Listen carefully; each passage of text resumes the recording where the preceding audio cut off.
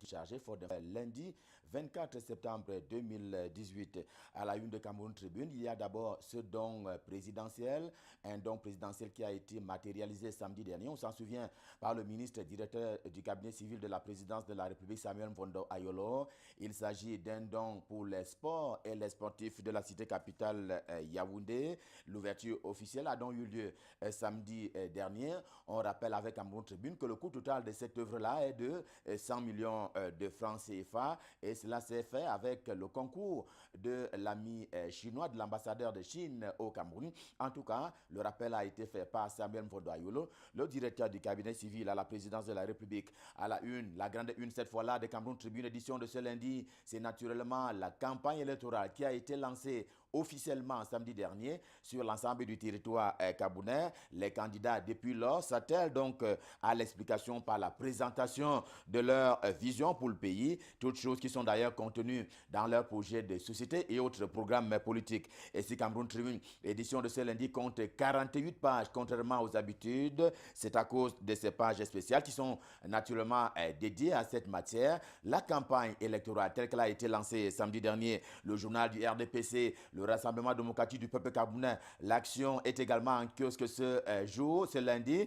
Il sera probablement quotidien pendant toute la durée de la campagne électorale. Et ce matin, et des fois tout à fait de façon exclusive, le projet de société qui est d'ailleurs contenu dans la profession de foi du candidat Paul Biya. La profession de foi comme étant une vision du président sortant en 10 points depuis l'amélioration des conditions de vie de ses compatriotes. C'est ce que dit Paul Biya, jusqu'à la défense et autres, la protection de la patrie. On notera aussi avec le journal L'Action en kiosque ce lundi que nous sommes passés à la puissance 3 après les grandes ambitions qui ont été suivies par les grandes réalisations. Voici donc venu le temps des grandes opportunités.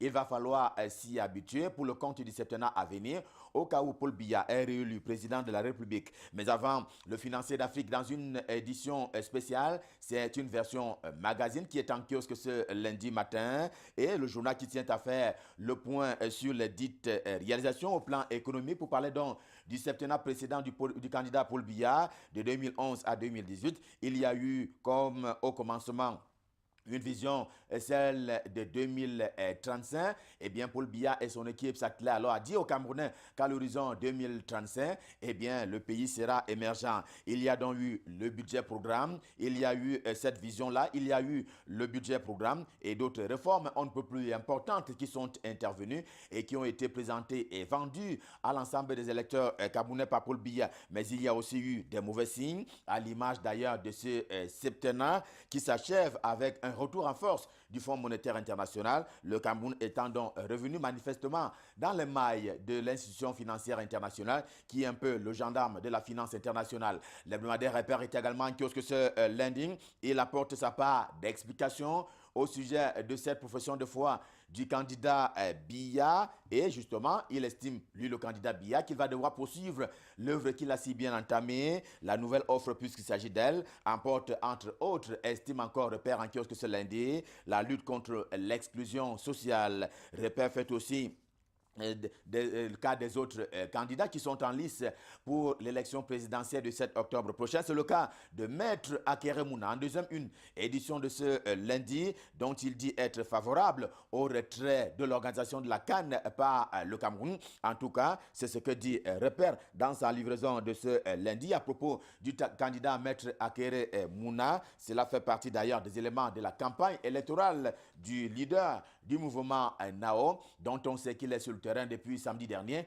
comme l'ensemble des candidats. Le quotidien Émergence également en kiosque ce lundi parle de ce candidat, Maître Akere Mouna. Il dit simplement que Maître Akere Mouna est prêt. On l'a encore vu lors du lancement de la campagne électorale samedi dernier. Il a été accompagné en cela par le maire de Yabassi, Maître Akere Mouna, qui est lui aussi candidat originaire d'une des deux zones anglophones du Cameroun, une zone de laquelle par la menace, selon le journal, et cette menace-là plane donc sur la cité capitale Yaoundé. C'est d'ailleurs ce qui justifie la posture du ministre délégué à la présidence de la République, Joseph Betty Assommo, qui a d'ailleurs tiré toutes les sonnettes d'alarme, question de garantir une sécurité à la fois pour la circulation des hommes et des biens et de leurs biens à Yaoundé comme dans l'ensemble du territoire camerounais. Et à propos de la zone anglophone, le journal La Veuve, également en kiosque ce lundi, balaie un peu du revers de la main les inquiétudes